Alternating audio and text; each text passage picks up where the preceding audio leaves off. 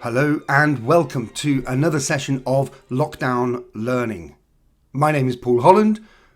You are here perhaps because you are a student of German at GCSE level, maybe A level, and you are trying to make some sort of sense out of how the Germans make their plurals.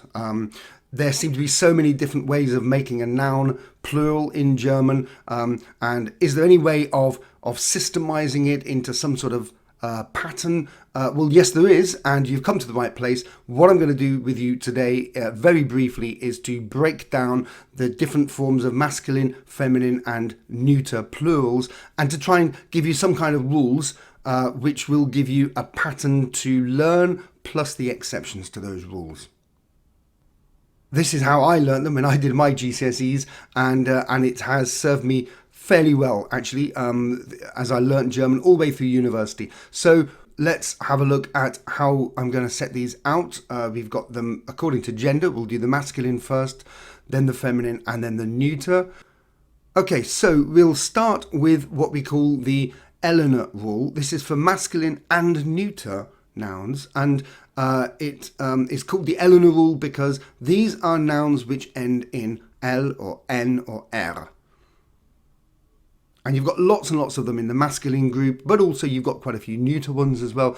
And if you've got a masculine or neuter noun which ends with L or N or R, then there will be no change. And we call this the Eleanor rule. So the word for teacher, Lehrer, has no change for the plural, teachers. I have 2 German teachers. Ich habe 2 deutsche Lehrer. Here's another one, the word shadow, Schatten, Schatten. The plural is just the same, Onkel, Onkel. But there are some exceptions to these, and here they come. Here are 9 exceptions.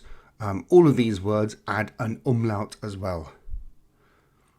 Not all of them particularly useful for GCSE possibly, but some of them will be, especially words like apples, Äpfel. I have 2 brothers. Ich habe 2 Brüder with an umlaut. So 1 brother, ein Bruder. Ich habe einen Bruder. Or ich habe 3 Brüder. The word for shops, Läden. Although you may know another word for shops, which is Geschäfte. Das Geschäft, die Geschäfte. Good, so that's the first rule. E-L-E-N-E-R, no change except for these 9. And here comes the next group now. This is by far the biggest group for masculine nouns, and these ones add an E on the end and an umlaut if they can. Don't forget, you can't put an umlaut on top of an I or an E, but if you've got an A or an O or a U, then you would add an umlaut. So here we go. Here are just a few examples of these. Der Tisch, the table. Tische, and that's the plural. Film, Filme. Der Ball, die Bälle.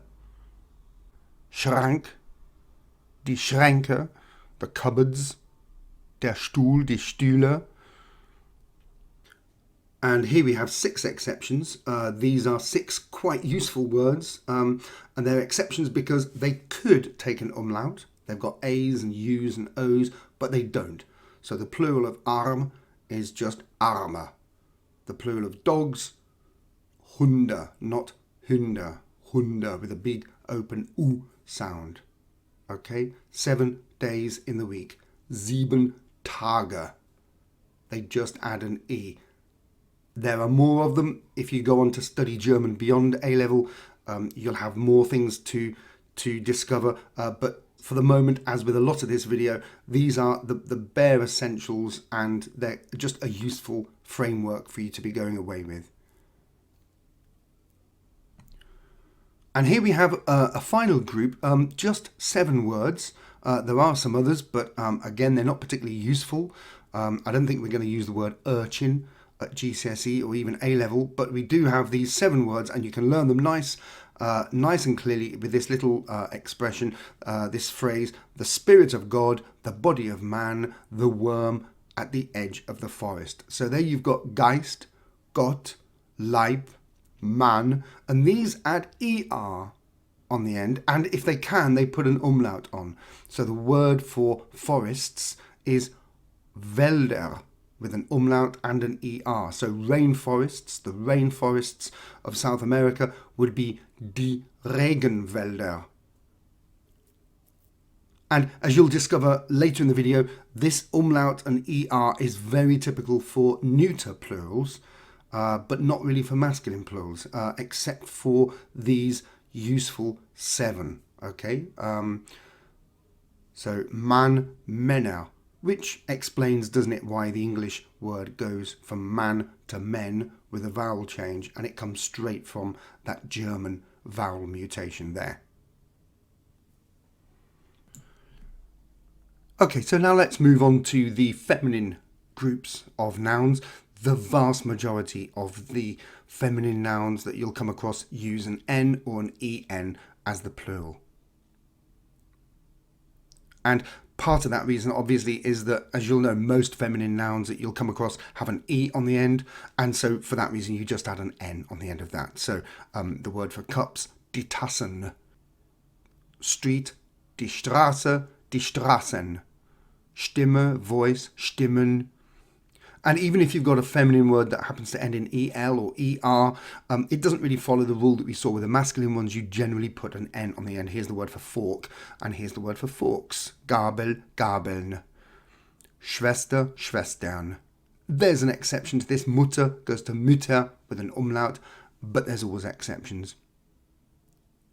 And you'll also see it with the female, if you like, the female job title or female position, which ends in IN.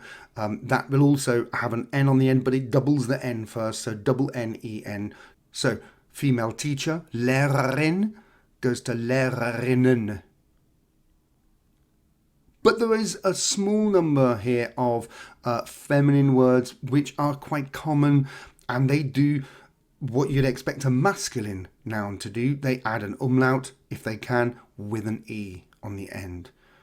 Some of these you will find less useful, possibly, but they're certainly quite common words. So the word for sausages is Würste with an umlaut and an E. Okay, I stayed for 2 nights. Nacht goes to Nächte.